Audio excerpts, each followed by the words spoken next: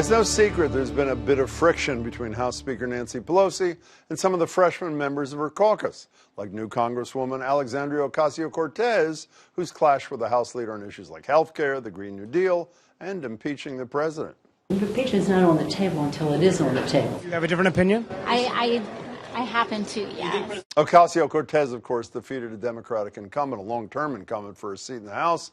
And now it appears Speaker Pelosi and the Democratic Congressional Campaign Committee, the DCCC, are intent on making sure that Congress doesn't get a new batch of incumbent-defeating freshmen in next year's elections, enacting a new rule that the committee, quote, will not conduct business with nor recommend to any of its targeted campaigns any consultant that works with an opponent of a sitting member of the House Democratic Caucus. Many freshman Democrats were quick to push back, including Boston's own Ayanna Pressley, who famously defeated 10-term incumbent Michael Capuano to win her seat last fall. Over the weekend, Pressley tweeted, "If the DCCC enacts this policy to blacklist vendors who work with challengers, we risk undermining an entire universe of potential candidates and vendors, especially women and people of color. Democrats should not be in the practice of creating litmus tests or roadblocks that have a chilling effect on new candidates." The chief strategist for Pressley's 2017 campaign, Wilnelia Rivera, is also the founder of Rivera Consulting, joins me now. It's good to see you. Steve Kerrigan is the former CEO of the Democratic National Convention, president of Obama's Inaugural Committee, and a former candidate for lieutenant governor on the Democrat side. Good to see you. Is it fair to call this the Incumbent Protection Act? That's essentially what this new rule is, right? Well, that's what the DCCC is. The DCCC's stated purpose is to gain and maintain a Democratic majority in the House of Representatives. And, you know, if you're a Democratic member of the House, for those who aren't aware of this, you pay dues to the DCCC, which primarily functions for how they're paying their vendors and others. And so to ask a member to pay dues to the DCCC, who would then, in theory, pay a vendor who could then be working on the campaign to undermine the very member who paid the dues, just seems counterintuitive. So if this rule had been passed a couple of years ago, there might not be an Ocasio-Cortez, there might not be a Pressley. First of all, there are a lot of vendors out there, and not all of them do work with the DCCC. Would this necessarily be the way I do it if I ran the DCCC? No, but I understand the logic behind it. You know, the woman who is chair of the DCCC, this Congresswoman Bustos from Illinois, she says the reason we're doing it, is to protect the most diverse Democratic House in Congressional history. You buying that?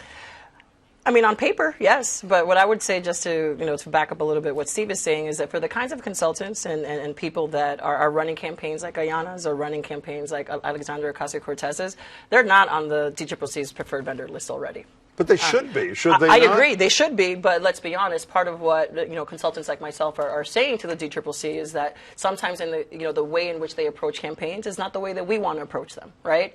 So there is a philosophical difference in how we're approaching some of our campaigns, but I do think, just to push back a little bit, in that the DCCC's sole function is just to protect incumbents. I think that notion is what puts a distaste in a lot of the general voters' mouth about what politics really should be about. But I want to say, I said its purpose was to gain and maintain a Democratic majority, not to do incumbent protection. Is it not clear, though, that there is a divide? I know there's an attempt to paper over these differences, by the way, generally by the older and newer members. Yep. But when Steny Hoyer goes to AIPAC, the number 2 guy, and says, by the way, there's 62 new Democratic freshmen, not 3, meaning not just Omar, not just Tlaib, and not just Ocasio-Cortez. Can it be any more divisive than that? He's the number 2 guy in the House. Look, that would, again, not be the way I would do it. We should be celebrating, regardless of how these new members got to the Democratic Congress, we should be celebrating that they're members. I mean, this is really was an historic moment for all of us. And I think, frankly, Speaker Pelosi has done a good job of understanding that and look, disagree on some issues. But this never would have happened. This new policy wouldn't have happened without Pelosi's approval, obviously. She's the boss, right? Not much does. Okay. Speaking of maybe overreacting, Ocasio-Cortez tweeted this on Saturday about this policy. The DCCC's new rule to blacklist and boycott anyone who does business with primary challengers is extremely divisive, harmful to the party. My recommendation, if you're a small dollar donor, pause your donations to the DCCC and give directly to swing candidates instead? I mean, she plays hardball big time. Is Yes, that she the does. way you should be approaching this? Well, I mean, I think she's trying, she's leading she's helping lead the faction within the party that wants to see a different kind of politics, right? I do think that it's important, though, that for those in leadership like like Speaker Pelosi, that this is an opportunity to talk to moderates and talk to the more left flank of the Democratic Party to think about what kind of party do we want to be and how should we be approaching this primary, as opposed to setting artificial rules about what the engagement is going to look like. But Ocasio-Cortez is part of that conversation in the caucus a couple of weeks ago was, let's challenge the moderate Democrats in the Democratic caucus in front of the moderates. She's saying, let's challenge these Hey, I think she has a much more direct approach at doing that. I think that there's others in the same caucus that are doing it probably in more in quieter ways. But I think, to give to her credit and to others that joined her in those efforts, they are raising money to help protect some of those seats that the DCCC also cares about. I think that the way in which they want to do it is not by setting artificial rules about who gets to be a part of that. Can we talk about another, at least I see as a divide? We all know about Lucy Flores a couple of days ago from Nevada. Biden is kissing her on the head, smelling her hair, all this sort of stuff.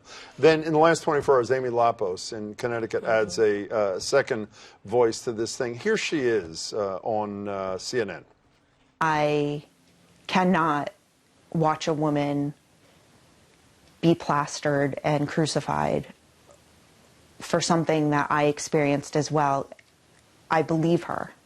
She described a situation where Biden years ago grabs her head. They rub noses. She said she was worried she was going to get kissed on the lips. She says she spoke out because to hear, in the case of Flores, Biden just described as simply affection, grandpa-like, and then saying, but Trump is dangerous and sets the bar for Democratic men far below where it should be. Now, while Nancy Pelosi, we've discussed a lot in the last few minutes, said, the arm's length rule is what should be, she goes out of her way to say it's not disqualifying. Would she be saying the same thing if a Republican leader did what Joe Biden has done again and again and again, not to mention the whole Anita Hill performance, which we discussed last night? Yeah, I mean, you'd have to ask Speaker Pelosi if she'd be saying the But same what do you thing. think she'd be doing?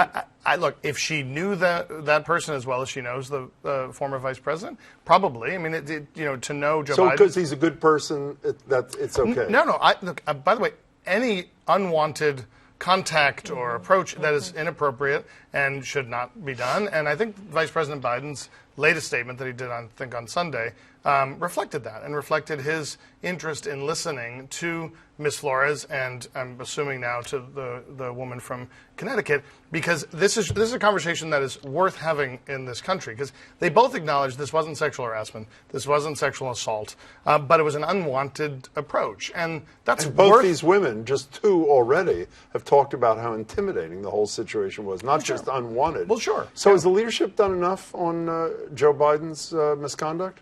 I mean, I think what they're showing us that they don't want to use this as the reason to disqualify him. But do you think young Congress, I asked him to speculate about Pelosi. I find it hard to believe that young women members of Congress, newly elected, are comfortable with the notion, well, he's a really good guy, it's grandfatherly affection. Well, honestly, I mean, when you see the folks that are actually defending him, it's the more senior people in the party. I'm not seeing the freshmen in Congress or folks or honestly, even someone like Representative Barbara Lee, right, from California, right, someone that's been in the Progressive Caucus for a long time. I don't see folks like her. Hakeem Jeffries is not a big time, a new member, but he's young. He's young. He's a young leadership member. You would think that it would be more of a echo chamber behind. But they're not. But they're silence speaks. So before you go, I'm talking about this divide, old and young within the Democratic Party, and then a poll comes out of the Harvard Institute of Politics, which I don't get at all. Young Democrats, 18 to 29, who are your favorites in the race? Overwhelmingly. By 3-1 over the third place finisher, Sanders leads. By 2-1 over the third place finisher, Biden, 77, 76 years old. Third place finisher is Beto O'Rourke. Quickly, can you explain that to me? Well, without seeing who they asked in that poll, what I would say is that what that indicates is that this race is still very much up in the air. And part of what that also says is that people are thinking about viability, but they're also thinking about policy direction, right? And that Sanders is number one, says something about, I like what he's been talking about, but can he really pull this off? How about you? What's your interpretation I of this? think in the era of having a two-bit crime family running the country in the White House right now, they're looking for experienced leadership that they know and can trust. And Young believe in. people love old people. Is that the bottom line? That's what I'm looking forward to. That's what I'm looking forward to. Steve, it's nice to see you. Wilnelia, Great thanks to as see you. always. Great to see you.